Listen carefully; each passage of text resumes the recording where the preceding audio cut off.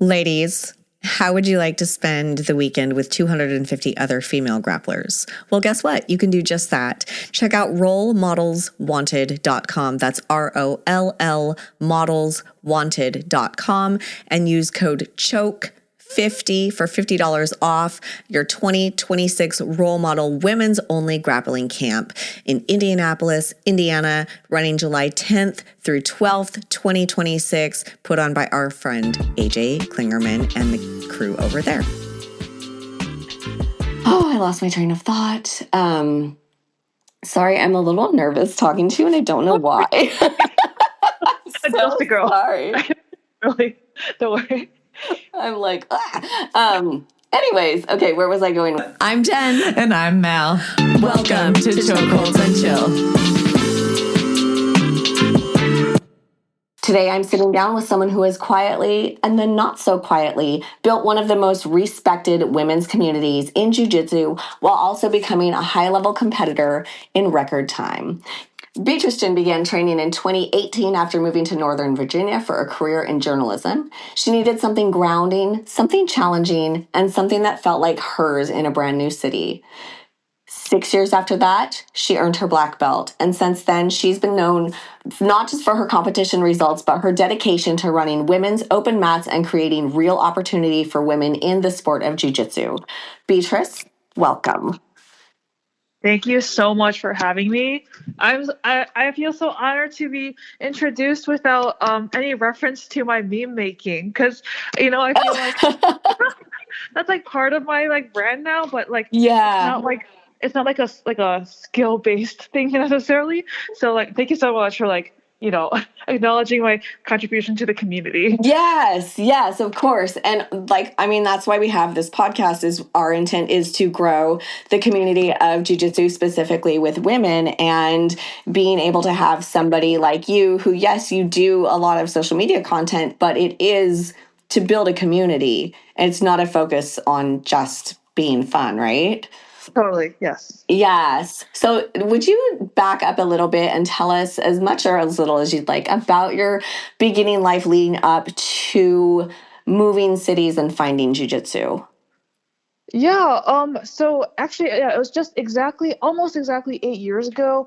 I was watching the Winter Olympics. Okay, and it's just gonna take a little bit, but Yes. trust me, we'll get there. I'm ready. I was watching the Winter Olympics, and I saw ice skating, and I saw an Asian American woman from America ice skating, and she got a bronze medal with her brother, and I was like, whoa, she looks like me, she has big cheeks, she's Asian, she's an amazing athlete, I should also ice skate. And of course, I was 22 at that time, so I was not going to have a career in ice skating. But then when I moved to DC, I was like, this is my chance to start ice skating. And so I was going to the ice skating rink, and I found out that it was closed. But in the same building as the ice skating rink was jiu-jitsu. And so I was like, okay, I can't start ice skating until 6 weeks later. So I guess I'll just jump into this random new sport that just happens to be, literally next door, jiu-jitsu. And so I went into jiu-jitsu. And from the very first day, had a guy put me inside control. I was in the bottom. He was sweating on me. And I was like, whoa, this is the best workout ever. Yes. And so it was all of it was really I would say just opportunity meets chance and all that stuff, and then the rest is history. Now I'm a black belt. And it's it sounds like this basic I was stuck inside control and everything sucked for a little while, and then now I'm a black belt. But really, it was a lot of difficult work, right? For a long time, the standard for jiu-jitsu was roughly 10 years of consistent training for a black belt. And you are out here not only as a female, but an Asian American and a competitor and somebody who's following her dreams and being the face of, no, you can do this too. You belong here too, for women in the community that you're living in, and helping with the open mats and, bringing a lot of that in. You came to a city for a journalism career, bringing you to a new space. Were you familiar with the area, or did you just kind of wander around the street and be like, okay, this is where the ice skating is. I guess I'm just going to be in this neighborhood hanging out?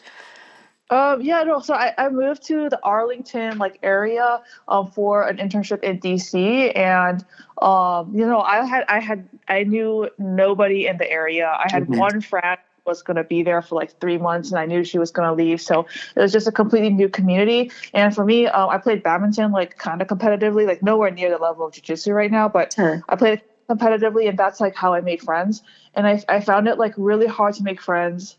I don't know what that says about me, but like through like regular stuff like Yeah. dorms, like dorm rooms, or like through class. Like I found that like yeah, I don't know, just like some layer of like artificiality. And Yeah. in sports for me it was really easy, so I just needed to find a sport. And so the closest thing was ice skating, which I was inspired by the Olympics, and then the next closest thing was jiu-jitsu, and so I was lucky that jiu-jitsu just worked out. Amazing.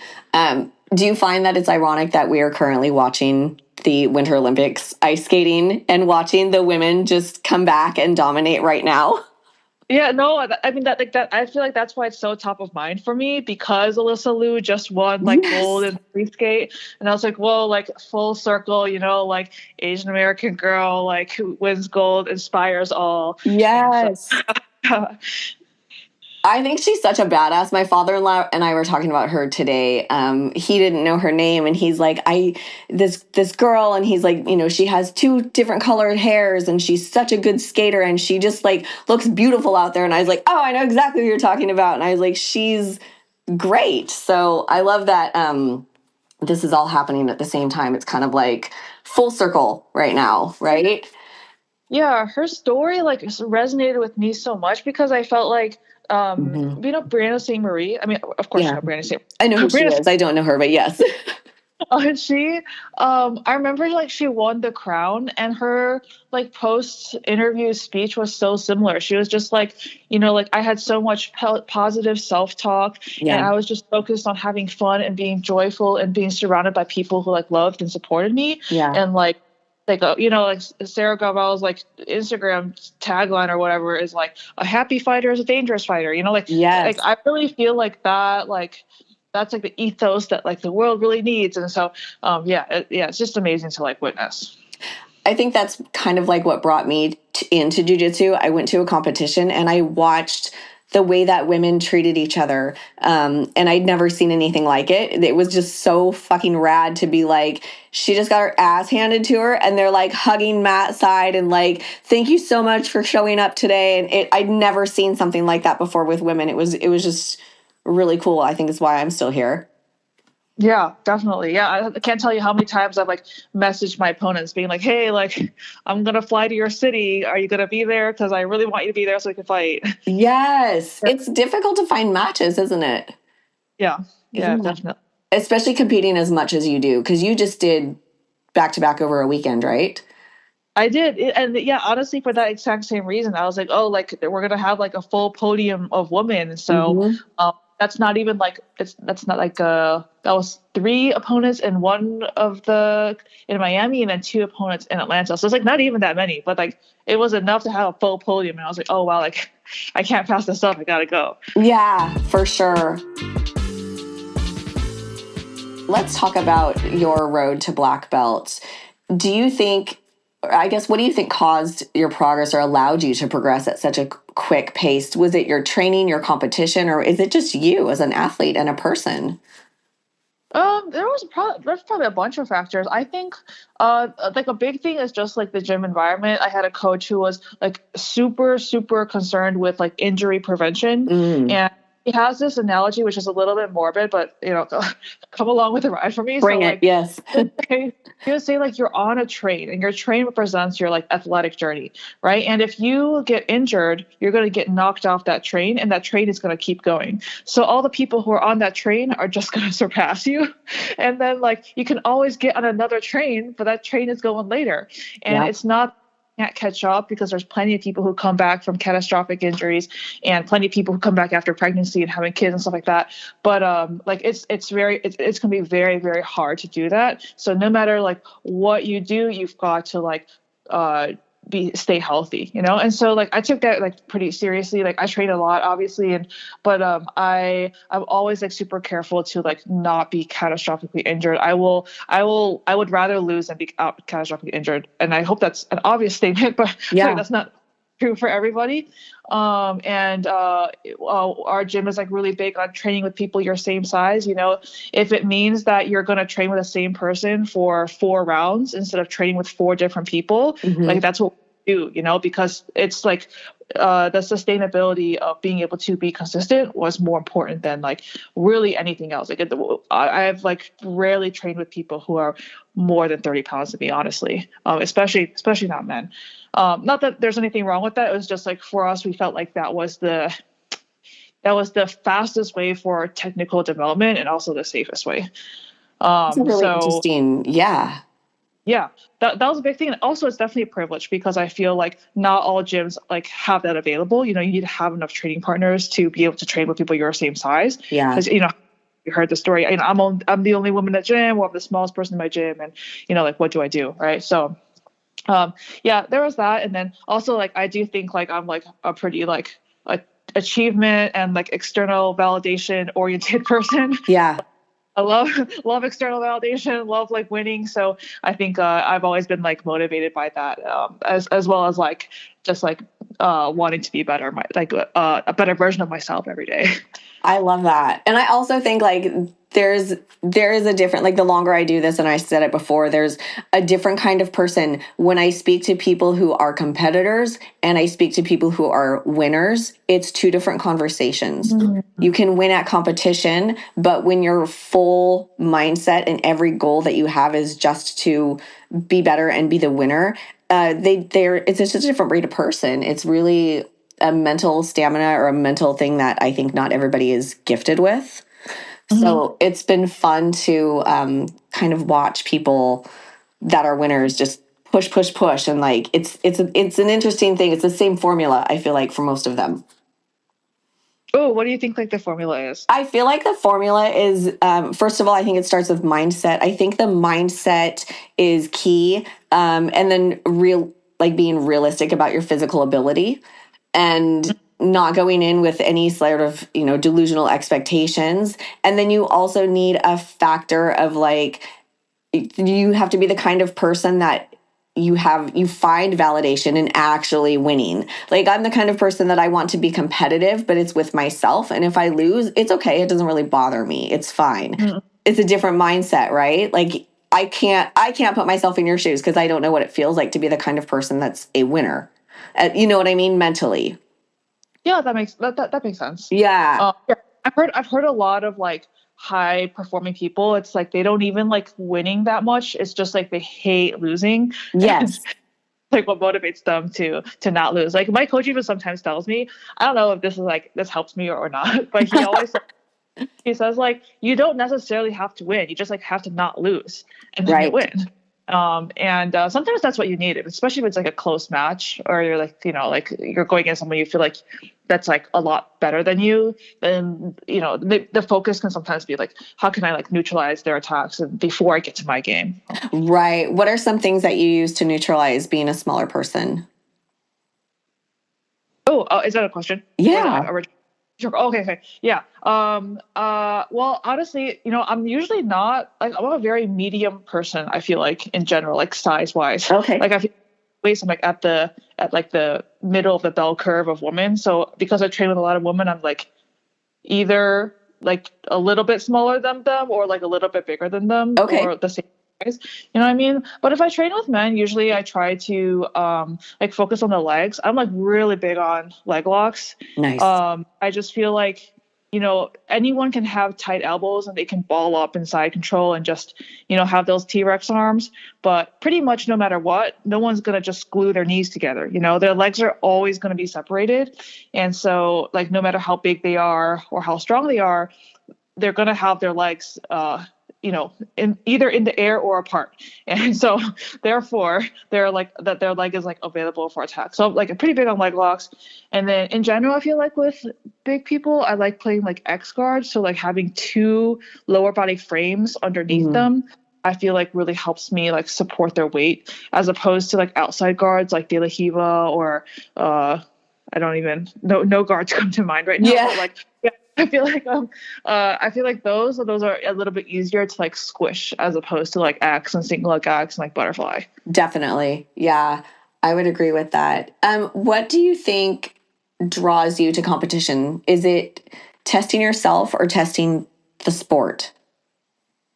Oh, testing. Oh, I don't think I'm so like magnanimous, if that's the word, to test the sport. I feel like it's definitely for me. Like I love, I hope this is taken the right way by the audience, but I love winning.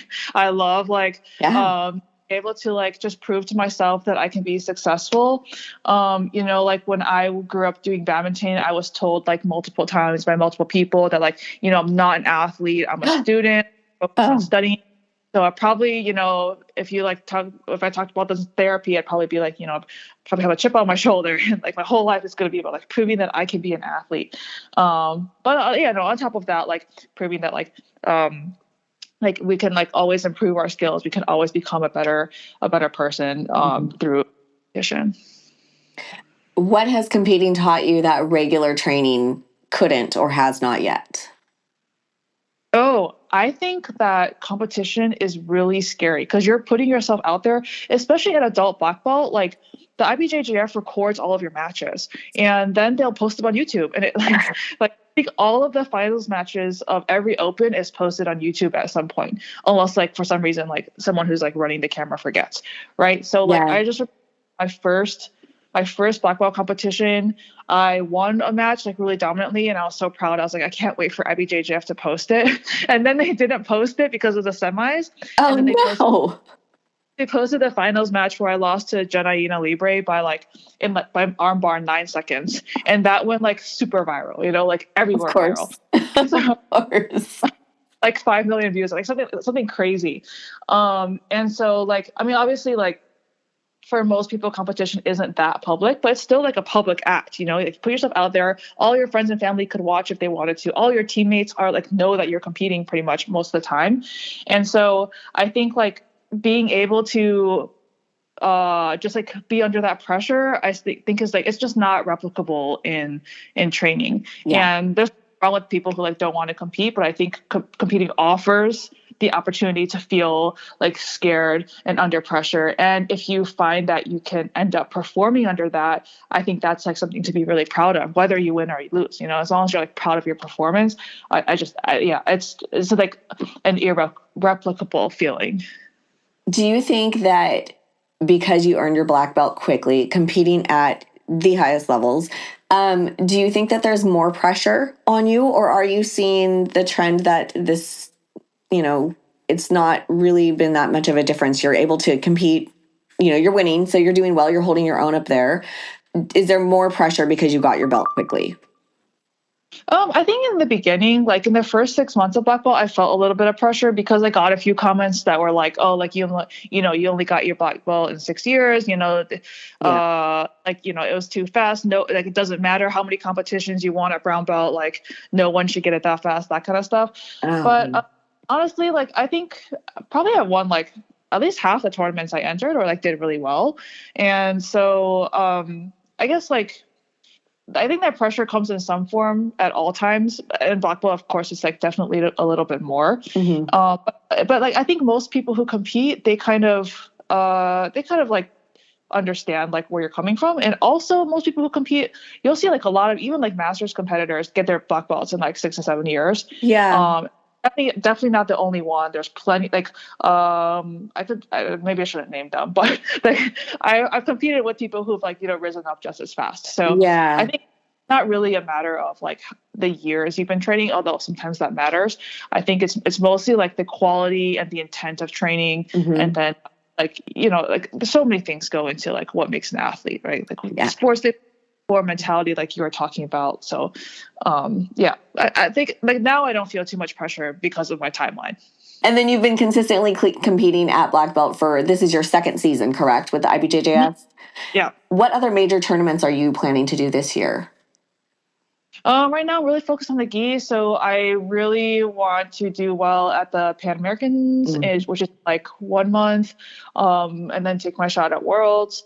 And actually, I'm a Masters competitor now, technically. So I think I'm gonna try to do Masters Worlds as well in August. Oh, great! But I love competing. Like I will do every IBJJF that's within a 3-hour flight if I can find an affordable flight. Yeah, like Pans are and Worlds are obviously like big tournaments, but I feel like they're kind of the same tournament. Like they're like Yes, is the same. Usually the level of people is like a little bit higher, obviously, because it's like a bigger tournament. But if I wanted to fight like someone at the top, I could just fly to California like next week and probably find a. Also, yeah, just like I'll be competing like every month, hopefully. Excellent. You've spoken about being nice on the mat, or being nice in general, and being accommodating as a female is sparring. And you're saying stop being nice, right? We don't want to be, apologizing for every bump, stopping the round because, whatever is happening. What are you doing to stop being nice on the mats that's actually working for you in practice?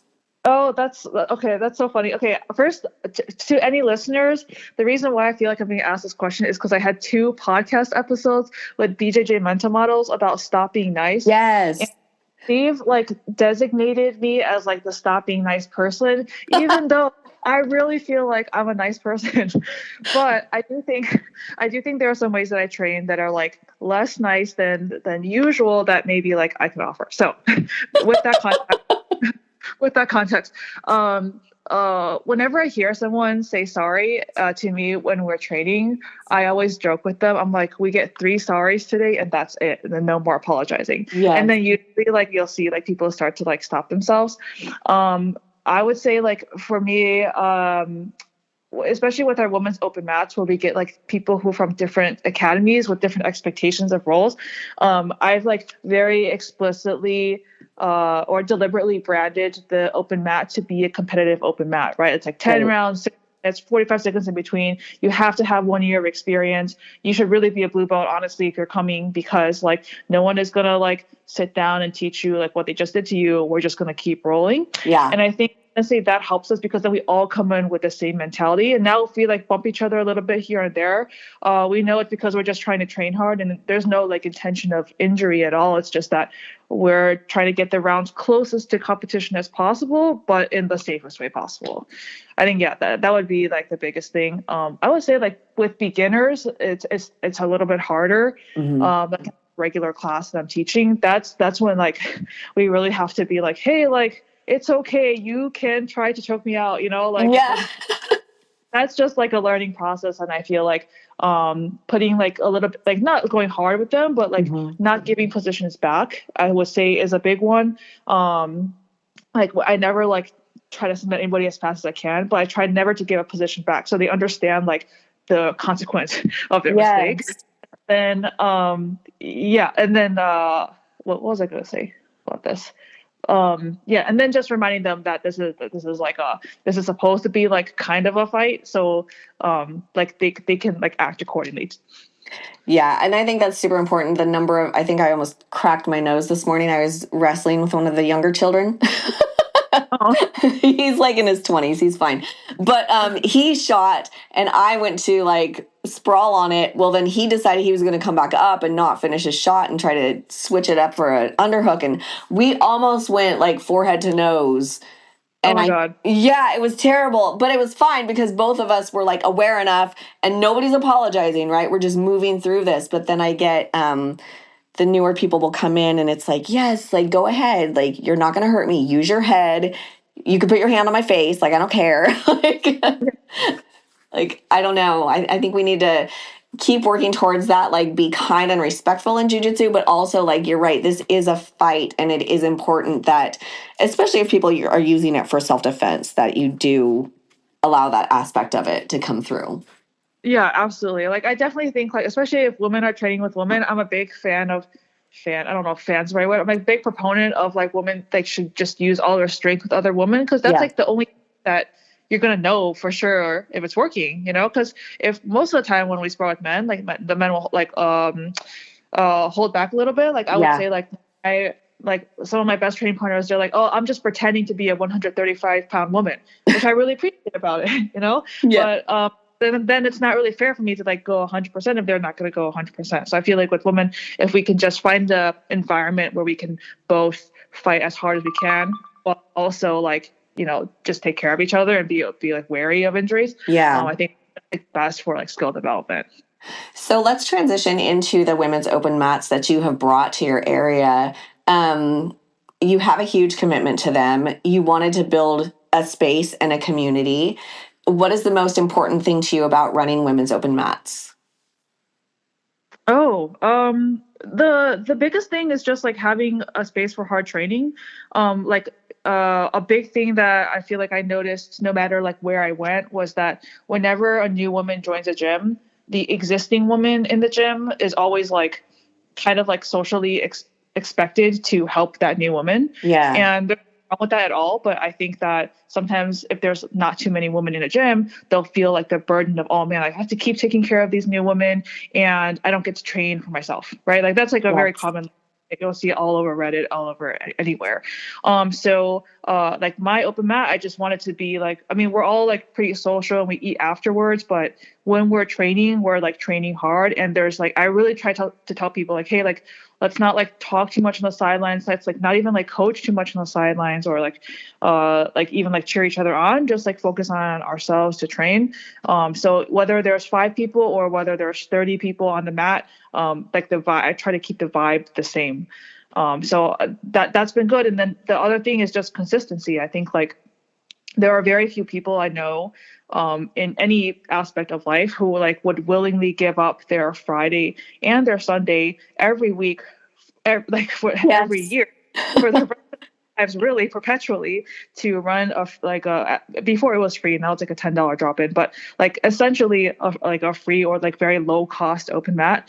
And so I think that like that also provides a big value to the community, is like the consistent presence, right? Because most women's open mats happen like once a month or like once every 6 months, and those serve their own purposes, but like I want mine to be like a staple in the community where everyone could go to, and also selfishly for myself that I could rely on. So that I would say that the consistency and the environment are 2 things that I really wanted to preserve in this open mat.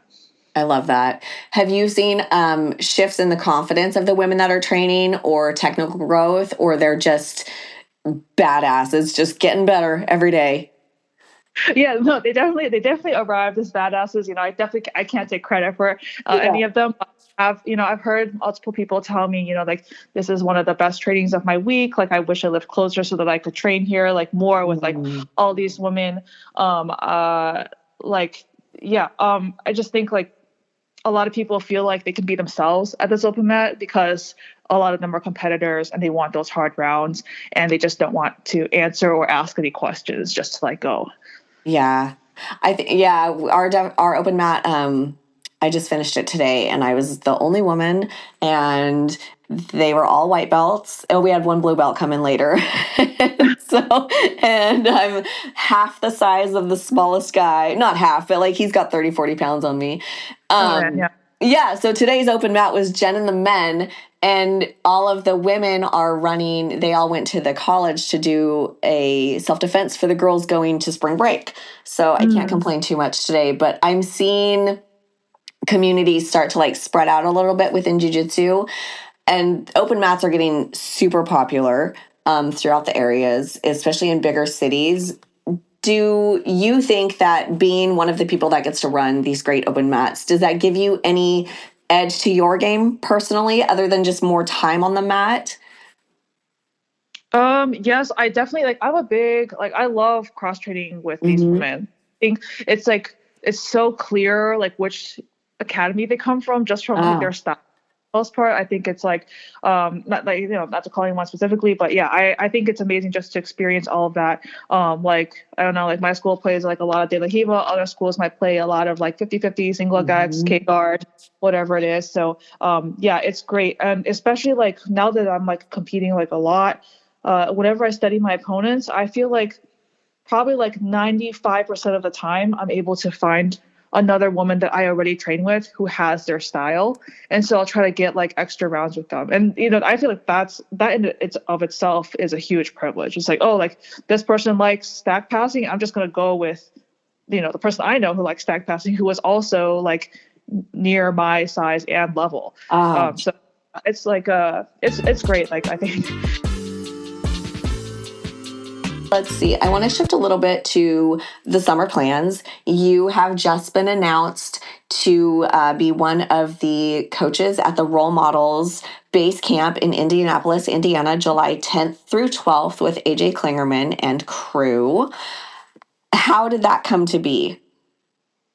Oh, I think AJ just reached out to me, and then I was like, yes, and then she was like, cool, and then we're gonna do it.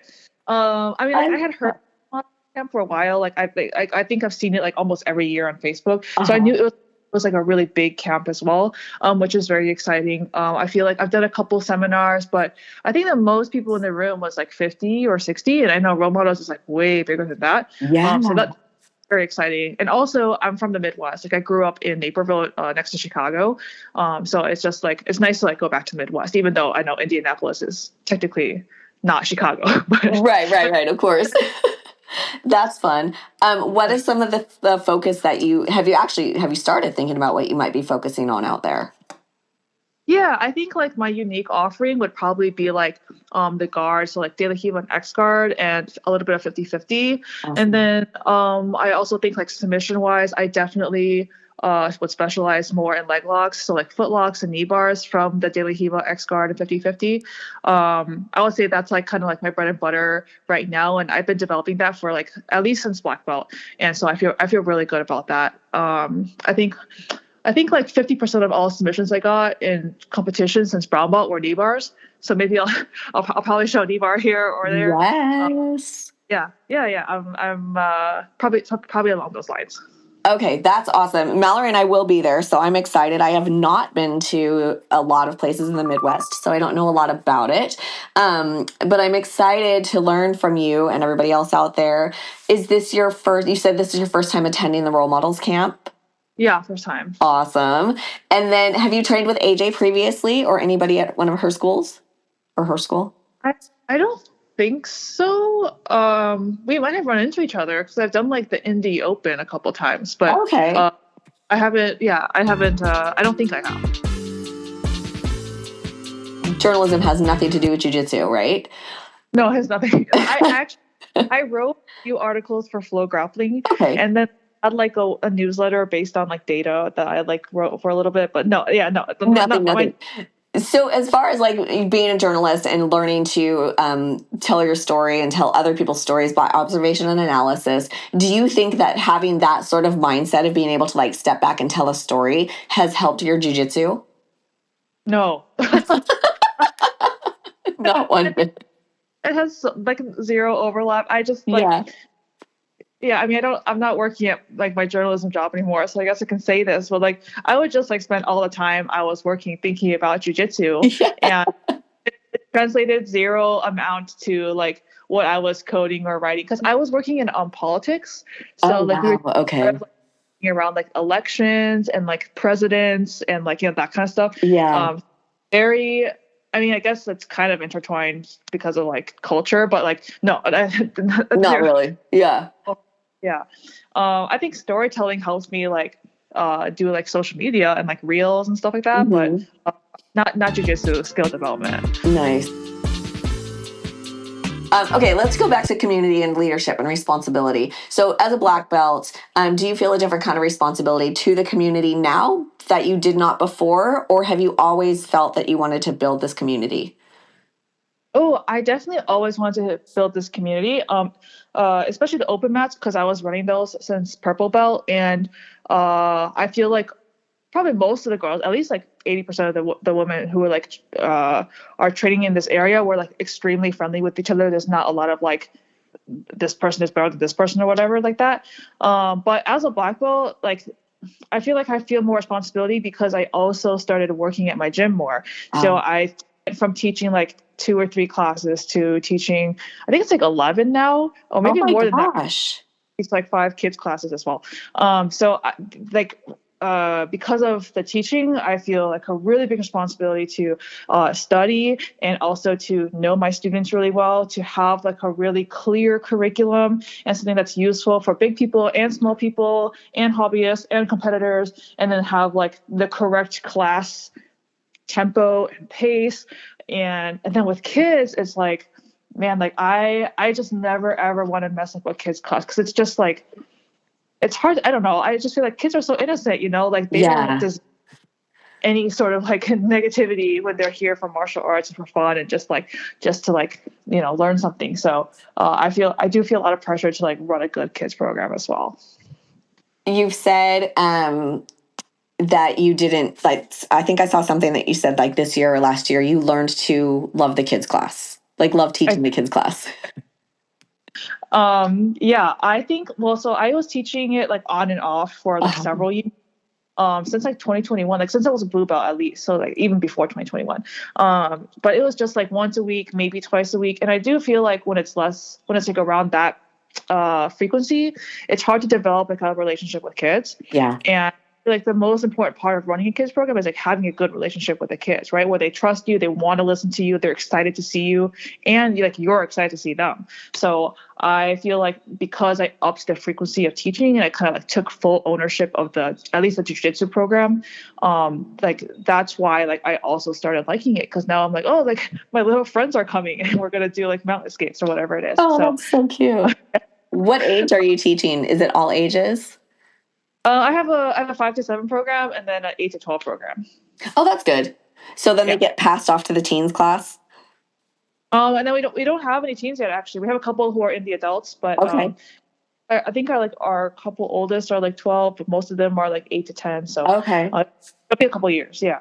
That's nice. Our teens never want to come to the adults class. They're always scared, and I'm like begging them because I'm 5'2", so I'm like, please come to the adult class. Yeah. Just bring me somebody my own size. When a new woman walks into the gym and looks overwhelmed, what do you hope that she ends up experiencing that day? Oh, okay. So I have 2 examples of how I was treated and how like I tried to make them feel. So the first time, my first day of jiu-jitsu, like when I didn't know anything, I literally walked in and I was like, is this jiu-jitsu? I like 2 women like ran over to me and they threw this like ginormous white gi on me and they were like, you're a woman, you have to stay. And then I was like, oh, okay. I guess so we give a little bit of those vibes when we come to class. Although we have a lot of women, so it's less of a problem like that. Nice. Then the other thing that happened to me was when I was a purple belt, I walked into a gym where Jessica Swanson was teaching. She's a black belt now, teaching at Molinaro Jiu-Jitsu. But I remember she was a black belt at the time. I was a purple belt. She had no idea who I was, and she like also ran to me and she was like, "You're a purple belt woman. Oh my god, like we need to train together." And they're so she, rare. like dragged me into training and like we trained together for like an hour and like she just like sucked me up into her lapel guards and I was like, what's happening to me? This is amazing. And so like that feeling of like being like of someone wanting you to be there, like I never forgot. And I was like, oh, like this is how like I want women to feel when they come to the gym. So, I mean, we have a lot of women, so I feel like it's easy to like also like delegate, like, okay, like everybody, like, let's make sure this person feels like welcome and wanted here and that they're able to train with other women so that they're like comfortable and also like, just like they have a body that's like reasonable to work with. Yeah. So yeah, that's just like I don't have like a specific thing that I say or do, but like that's the feeling that like I want to like replicate. The vibe that you're bringing. I love that. I think coming into a building and a gym is hard enough, especially as a woman. I'm fortunate that my husband trains too, so I always drag him, and now I'll drag like Mallory with me or whatever. So I always come prepared with a partner, but I do like to, like, as soon as I travel somewhere and go to a new gym, I'm always looking out for, again, the same size partner and stuff. And I do want the same vibe that you're giving. I want people to like, how are you? Like, what's going on? Like, come back over here. And I find as an upper belt in the gym, our fundamentals class and our regular class are split. But when they get to the gi class, they stay all the way at the far end of the room, and then they don't talk to anybody anymore. And we're like yelling like, hello, like you can still talk to us. Like, I don't know how to bridge the gap when they come from the fundamentals to the gi class, because they do kind of just stay on the end. Okay. I mean, yeah, I think it helps when there's like one like really extroverted person, you know, and they're just like, come on over here. Like we need to roll. And yeah, I don't know. I think that's definitely hard though. Yeah. It'll just take time. All right, we have about 15 more minutes. So do you want to do some rapid fire questions? Yeah, sure. Awesome. Gi or no gi? Gi. Guard, player, or passer? Guard. Favorite submission? Knee bar. Most difficult competition you've competed in? Oh God. Okay, this can't be rapid fire because there's so many different reasons why something would be difficult. Like, did I like lose badly, or if it was just like a really hard match?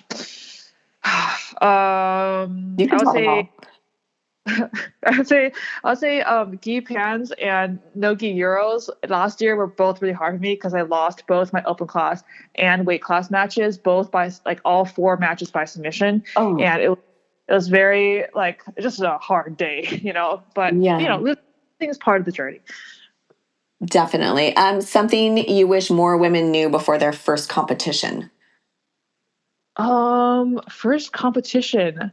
It's going to be really intense. The most important thing you need to do is warm up. You need to go into your first match as if it's your third match. Like, that's how warmed up you need to be.